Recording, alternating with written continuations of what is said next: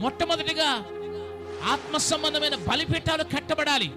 నీ కుటుంబంలోనికి దేవుని మహిమ దిగాలి అంటే, నీ ఆత్మీయ జీవితంలో అగ్ని చేత అభిషేకించబడాలి అంటే, నీ బలిపీఠము ఆత్మ సంబంధమైన బలిపీఠాలు ముందుగా కట్టబడాలి. నిర్లక్ష్యము చేసినటువంటి బలిపీఠాలు కట్టబడాలి. పడద్రోయబడినటువంటి బలిపీఠాలు కట్టబడాలి. బలిపీఠము కట్టుకోకుండా ఆకాశము నుండి అగ్ని దిగదు.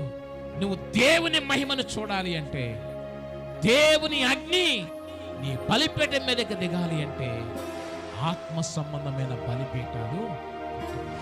ఒక వృక్షము నరకబడిపోయి మొద్దుగా ఉంటే దాని వేరు భూమిలో పాతదైపోయినను, దాని అడుగు మొద్దు మంటిలో చీకిపోయినను, నీటి వాసన చేత మాత్రమే అదేం చేస్తుందంట?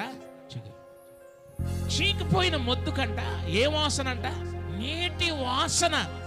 నీ మోడుబారిన జీవితంలో, నిరీక్షణకు ఆధారము లేని జీవితంలో,